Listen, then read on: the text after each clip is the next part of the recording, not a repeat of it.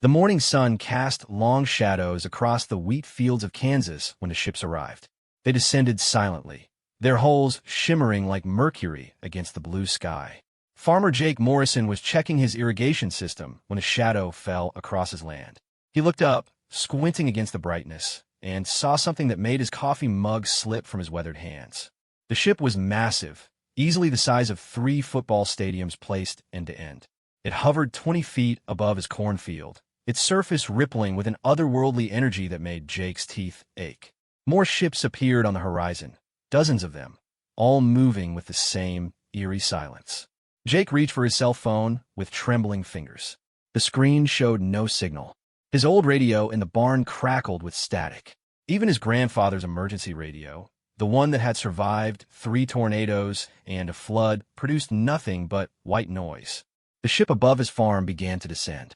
Jake ran toward his house, his boots slipping on the morning dew. Behind him, he heard a sound like wind chimes mixed with whale songs as the alien vessel settled into his cornfield, crushing a month's worth of crops beneath its gleaming hull. Inside his farmhouse, Jake's wife Sarah was trying to call their daughter in Kansas City. "The phone's dead," she said, her voice tight with worry. "Jake, what's happening out there?" Before he could answer, the air itself seemed to shimmer. A section of their living room wall became transparent, revealing the interior of the alien ship. Through this impossible window, they saw creatures moving with fluid grace. The beings were tall and slender, their skin having a blue-gray tint that reminded Jake of storm clouds. They wore fitted suits that seemed to be made of the same material as their ships, and their eyes were large and dark like pools of still water. One of them stepped forward, and somehow, impossibly, its voice filled their living room. "Greetings, inhabitants of this world," the alien said. Its voice was melodious, almost hypnotic. "We are the Velhari. We have traveled far to reach your planet. You need not fear us. We come in peace." Jake and Sarah clutched each other's hands. The alien continued speaking, and somehow they understood every word, though it clearly wasn't speaking English. "Your species has been observed for some time. You are a young race, barely beyond your home world's atmosphere. Your technology is primitive, your conflicts endless. But you have potential. We have come to offer you guidance, to help you take your place among the civilized races of the galaxy." The scene shifted, and they could see other locations around Earth. Cities, farms, military bases, all with the same shimmering ships hovering overhead. The alien's voice reached everywhere, speaking to every human on the planet simultaneously. "We understand this may be overwhelming. Change often is. But change is necessary for growth. Your world will be administered by the Galactic Collective, of which we are proud members. You will be protected, guided, and eventually, when you have proven yourselves worthy, you may even be granted limited membership in our confederation." In Washington, D.C., President Martinez sat in the Situation Room, surrounded by his top advisors and military leaders. The Secretary of Defense, General Patricia Hawthorne, was a woman who had served 3 tours in Afghanistan and 2 in Syria before climbing the ranks of Pentagon leadership. Her steel-gray hair was pulled back in a tight bun, and her eyes held the steady gaze of someone who had seen combat up close. "Sir," she said to the president, her voice calm despite the chaos around them, "we've lost all satellite communication. Every military base reports the same thing. These ships appeared simultaneously across the globe. No warning, no prior detection." The president nodded grimly. "What are our options, General?" "Limited, sir. We tried radio contact. Nothing gets through. It's like they have some kind of dampening field around each vessel. Conventional radar shows them clear as day, but we can't establish any form of communication." On the main screen, they watched news feeds from around the world. London, Tokyo, Moscow, Cairo, all showing the same scene. Massive ships hovering over population centers while the aliens made their peaceful overtures. "They're being very careful with their language," noted Dr. Elizabeth Chun, the president's chief science advisor. "Notice they said administered, not occupied. They're presenting this as beneficial oversight, not conquest." General Hawthorne's jaw tightened. "With respect, Dr. Chun, I've seen this playbook before. Pretty words followed by iron fists. The fact that they disabled our communications before making contact tells me everything I need to know about their intentions." The alien voice continued its broadcast across the world. "In the coming days, Our representatives will establish administrative centers in your major population areas. There is no need for alarm. Your daily lives will continue much as before, but with the benefit of our guidance and protection. Those who cooperate will find the transition smooth and beneficial. In a small town in Montana, retired Marine Colonel Jack Sullivan was watching the same broadcast from his cabin. At 68, he still carried himself with military bearing, his gray hair buzzed short and his green eyes alert. He had served in Desert Storm, Iraq, and Afghanistan before retiring to the mountains with his wife. "Mary," he called to his wife in the kitchen, "you might want to see this." Mary Sullivan, a former Army nurse, joined him in front of their old television. They watched in silence as the alien ships continued their display of overwhelming technological superiority. "Looks like first contact didn't go quite like the scientists predicted," Mary said dryly. Jack grunted his agreement. "These aren't explorers making first contact. This is an occupation force. Look at the positioning of those ships. They've got every major military installation covered, every government center, every communications hub." Mary nodded. She had spent enough time in war zones to recognize a military operation when she saw one. "What do you think they want?" "Same thing every conqueror wants," Jack replied. "Resources, territory, labor. They're just being polite about it." Back in the Kansas farmhouse, the aliens' message was reaching its conclusion. Resistance would be both futile and unnecessary. Your weapons cannot harm our vessels, and your technology cannot match ours. But we do not wish to use force. We prefer cooperation. Those who work with us will be rewarded. Those who oppose us will find such opposition unproductive. The shimmer in the wall faded, and Jake and Sarah found themselves staring at their normal living room again. Outside, they could see figures moving around the alien ship. Some wore the same flowing suits as the spokesperson, while others appeared to be in more utilitarian gear. "Jake," Sarah whispered, "what are we going to do?" Before he could answer, there was a knock at their front door. Not the heavy pounding of someone in distress, but a polite, measured knocking. Jake approached the door slowly, Sarah close behind him. Through the window, he could see one of the aliens standing on their porch. It was shorter than the spokesperson had been, but still tall by human standards, maybe 7 feet. Its suit seemed to shift color slightly in the morning light. "Mr. Morrison," the alien said, its voice carrying clearly through the door, "I am Administrative Liaison Zethka. I would like to speak with you about the integration of your agricultural operation into our resource management system." Jake looked at Sarah, then back at the door. "What if I don't want to integrate?" There was a pause. "Mr. Morrison, I believe you will find cooperation to be in your best interests, and in the best interests of your family." The threat was polite, but unmistakable. In military bases across the world, a different kind of conversation was taking place. The aliens had made it clear that armed resistance would be met with overwhelming force, but they seemed content to let military installations remain operational, provided they posed no threat. At Cheyenne Mountain, the command center for NORAD, the mood was tense but focused.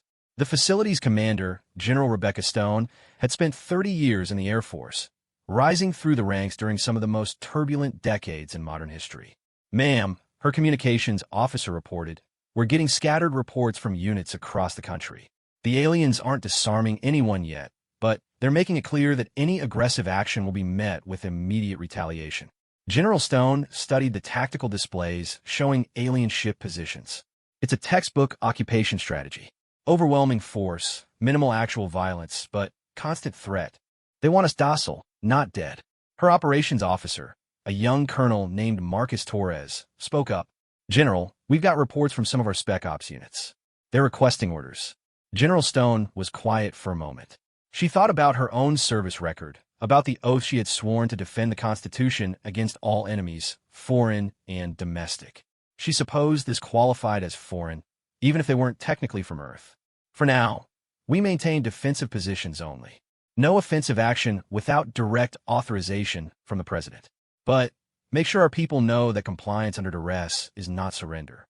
Miles away, in a small town in Colorado, Master Sergeant Elena Rodriguez was having a very different conversation. She had been visiting her elderly parents when the ships arrived, and now found herself cut off from her unit. A veteran of multiple deployments in Iraq and Afghanistan, she had seen occupation from the other side. The alien administrator for her town was making the same speech Jake Morrison had heard. Resources would be managed more efficiently. Infrastructure would be improved. Peace would be maintained. And what about those who don't want your improvements? Asked the town's mayor, a retired teacher named Bill Harper. The alien, who had introduced itself as Regional Coordinator Velnoth, tilted its large head slightly. Mayor Harper, I understand change can be difficult, but consider the alternative. Your species is prone to conflict. Your resources are inefficiently distributed. Your technology is dangerous to yourselves and others. We offer stability. Elena stood in the back of the packed town hall, listening carefully. She had heard similar promises before from generals and politicians who claimed they knew what was best for the local population. The words were different, but the tone was the same: cooperation or consequences.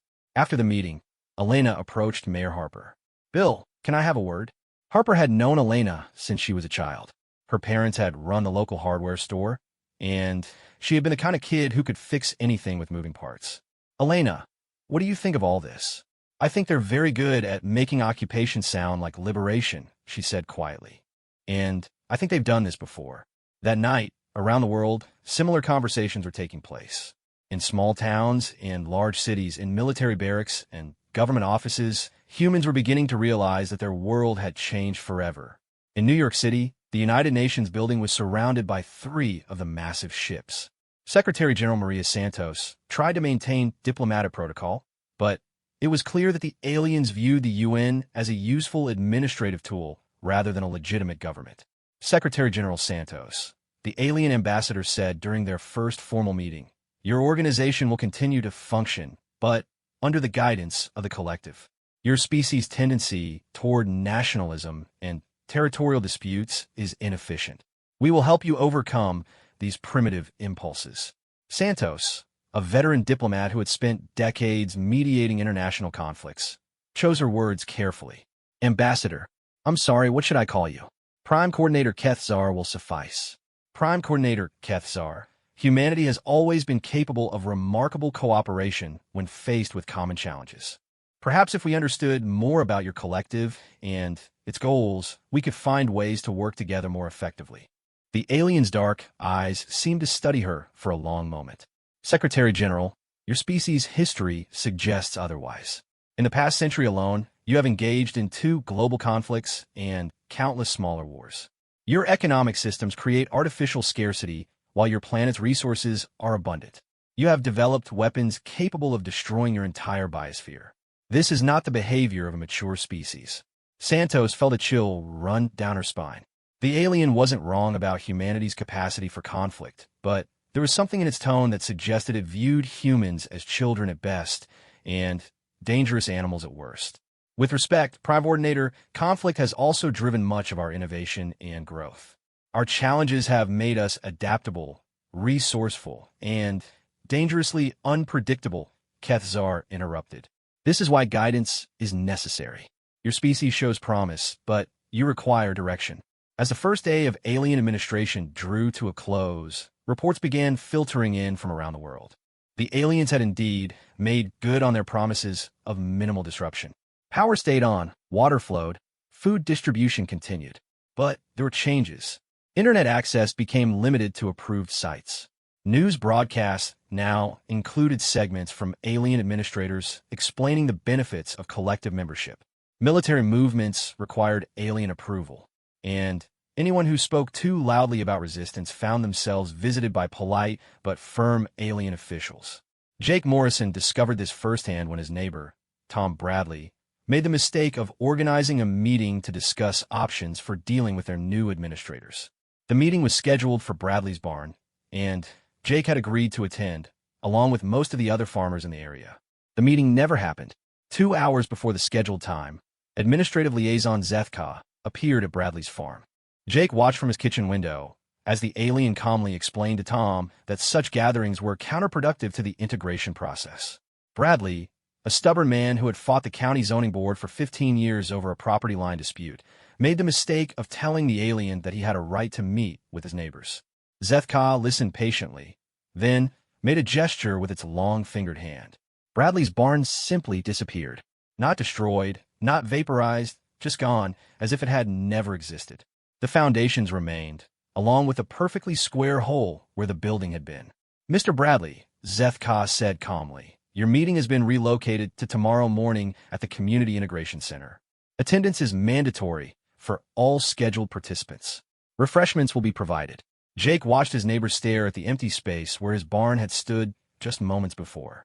Tom Bradley was a man who had survived 3 decades of farming, 2 market crashes, and a tornado that had taken the roof off his house. But now he just stood there looking small and confused. That night, Jake called his daughter in Kansas City.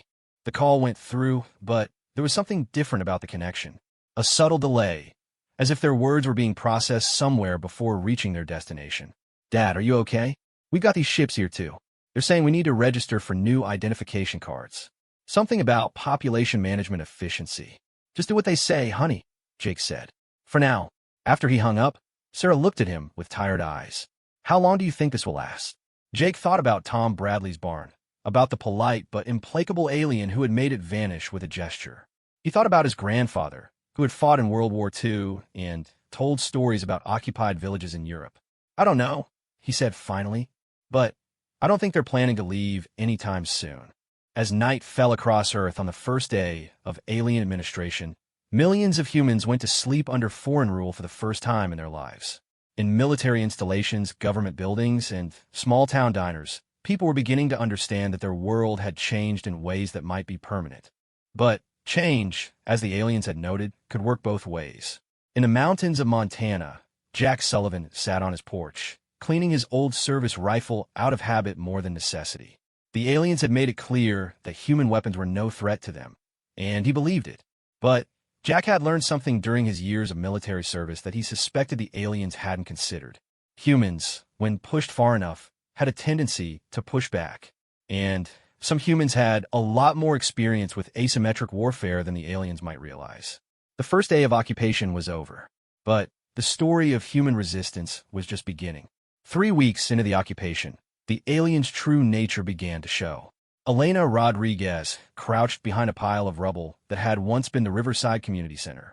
The building hadn't been destroyed in anger or violence. According to Regional Coordinator Velnoth, it had been optimally relocated to make room for a more efficient population management facility. The people who had been inside during the relocation hadn't been harmed.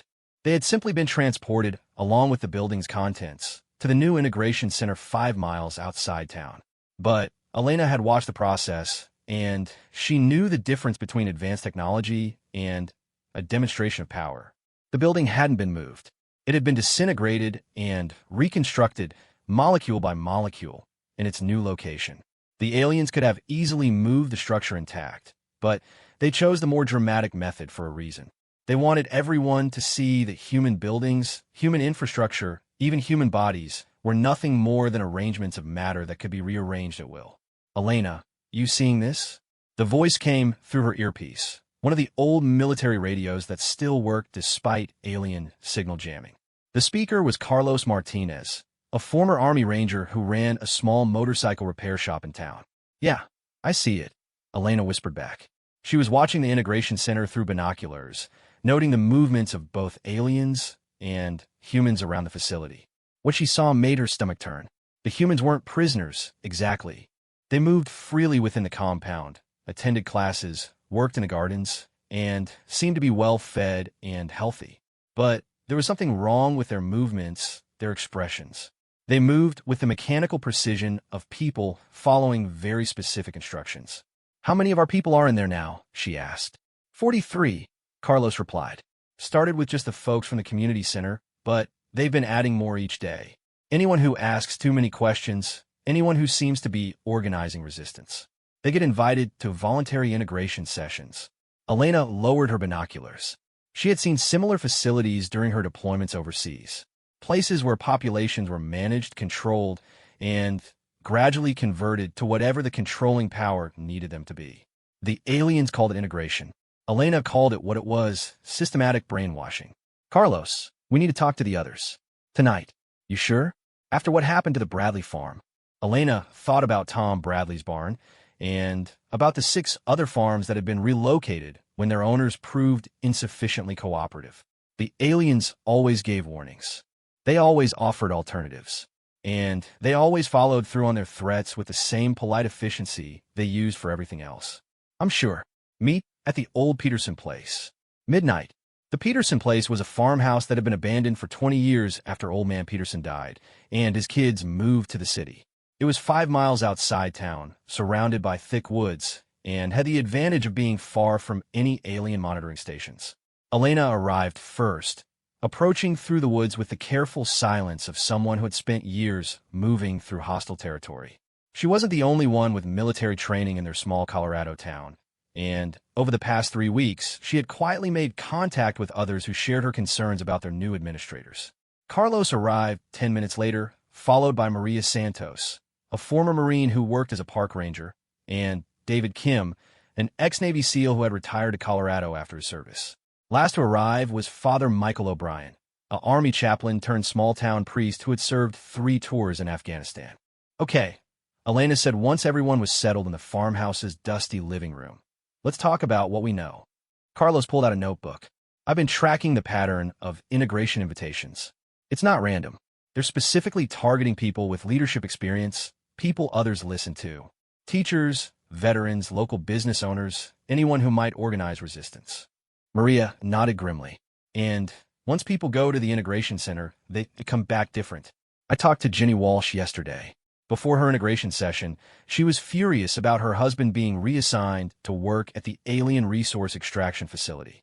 After she got back, she told me it was a wonderful opportunity for him to learn advanced techniques. It's not just attitude adjustment, David added. I watched them during the town meeting last Tuesday. Their body language, their speech patterns, even their facial expressions have changed. Whatever the aliens are doing to them, it's comprehensive. Father O'Brien spoke quietly. I've seen this before in a different context. During the Afghan war, there were villages where the population became compliant. Different groups had different methods, but the end result was always the same. People who fought to defend their homes suddenly became eager to cooperate with whoever was controlling them. Elena had been thinking about this for weeks. The question is, what do we do about it? What can we do? Carlos asked. You've seen their technology. They can make buildings disappear, transport people anywhere they want, cut off our communications at will. Our weapons are useless against their ships. Our conventional weapons, David corrected. But warfare isn't just about big guns and heavy armor. It's about will, adaptability, and understanding your enemy's weaknesses. Maria leaned forward. You think they have weaknesses? David was quiet for a moment, thinking, every occupying force has weaknesses. The Romans learned that from the Germanic tribes. The British learned it from the American colonists. The Soviets learned it from the Afghans. Hell, we learned it ourselves in Iraq and Afghanistan. But those were human enemies, Carlos pointed out. These aliens have technology we can't even understand, let alone counter. True, Elena said. But they're still following standard occupation doctrine. They want to control us, not exterminate us. That means they need us functional and cooperative. And that gives us leverage. Father O'Brien nodded slowly. They're not gods, despite their technology. They have goals, which means they have priorities. They make decisions, which means they can make mistakes. And they're dealing with humans, which means they're dealing with the most adaptable and stubbornly contrary species on the planet. Over the next hour, they developed what Elena privately thought of as the most audacious plan of her military career. It wasn't a plan to defeat the aliens or drive them off Earth. It was a plan to survive, to resist, and to preserve something essentially human while learning as much as possible about their occupiers. Phase 1, Elena said, we go underground. Not literally, but organizationally. No more meetings, no more obvious resistance. We operate in cells, individual contacts only.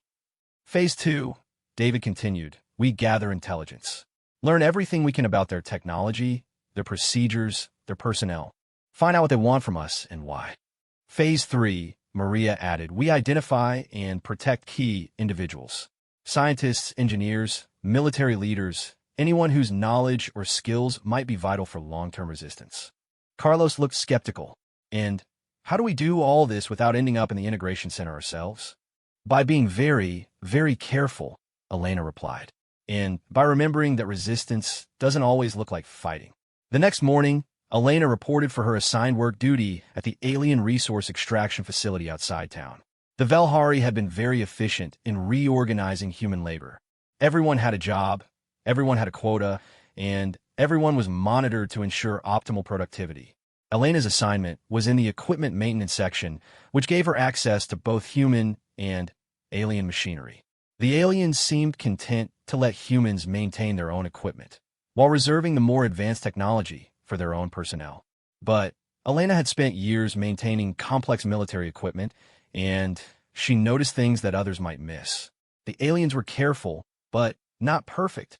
Their machinery, while far beyond human technology, still followed logical principles. Energy flowed through conduits, information traveled along pathways, and mechanical components moved in predictable patterns. More importantly, she noticed that the aliens seemed to have standard procedures for everything. They approached problems methodically, following established protocols, even when a more flexible response might be more effective. It was a trait Elena recognized from her military service. Advanced training and superior technology could make an enemy formidable, but rigid thinking could also make them predictable. Elena Rodriguez. She turned to find one of the alien supervisors approaching. This one was taller than the usual administrators, and its suit bore markings that Elena had learned indicated higher authority. Senior Coordinator Deathmar, she said, giving a polite nod. The aliens appreciated human courtesies, though Elena suspected they didn't understand the emotions behind them. Your work performance has been noted as exemplary, the alien said. Your experience with complex machinery makes you valuable for our optimization procedures. Elena felt a chill run down her spine. Thank you, Senior Coordinator. I'm happy to be useful. You have been selected for advanced integration training. Report to the Integration Center tomorrow at 0800 hours. The session will last 3 days. Elena kept her expression neutral, but her mind was racing. 3 days in the Integration Center. She had seen what happened to people who went through those sessions. But she had also just been given an opportunity to see the aliens' integration procedures from the inside. It will be my honor, she said. That night, Elena used an old radio frequency to send a coded message to her cell members. The message was simple. She was going in, and they should proceed with the plan regardless of what happened to her. The Integration Center looked like a cross between a medical facility and a luxury resort. The buildings were clean, modern, and surrounded by beautiful gardens. Humans moved through the facility with calm, purposeful expressions, attending classes, working on projects, and discussing their assignments with obvious enthusiasm. Their history showed thousands of years of peaceful expansion, bringing technological advancement and social harmony to hundreds of species across the galaxy. But their definition of harmony was very specific. It meant elimination of conflict, which meant elimination of disagreement. It meant optimal resource allocation, which meant centralized control of everything from food distribution to career assignments. It meant mature social development, which meant abandoning concepts like individual achievement, competitive innovation, and cultural diversity. Elena began to understand why the aliens found humanity so puzzling. Humans valued things that the collective saw as primitive and destructive. Independence, creativity, the right to make bad decisions, and the stubborn refusal to be told what was best for them. On the second day, the real integration began. Elena was fitted with a neural interface device that the coordinators explained would help her better understand collective principles. The device was a thin band that wrapped around her head, almost invisible once in place. This will help you experience optimal thought patterns, explained Coordinator Veshka, the facility's chief administrator. You will find that many of your previous concerns and anxieties will fade as you learn to think more clearly and logically. The device activated with a soft humming sensation. Elena felt a strange sense of calm wash over her, and for a moment, the collective's vision of ordered harmony seemed not just reasonable, but beautiful. But Elena had trained for this. During her military service, she had undergone resistance to interrogation training, learning techniques to maintain mental clarity under psychological pressure. She employed those techniques now, compartmentalizing her thoughts and maintaining a core of awareness separate from the device's influence. It was the most difficult thing she had ever done. 4 hours at a time, she had to maintain 2 different mental states: the compliant, integrated personality that the device encouraged, and her own underlying consciousness that observed and remembered everything. She learned that the neural interface didn't actually change people's thoughts.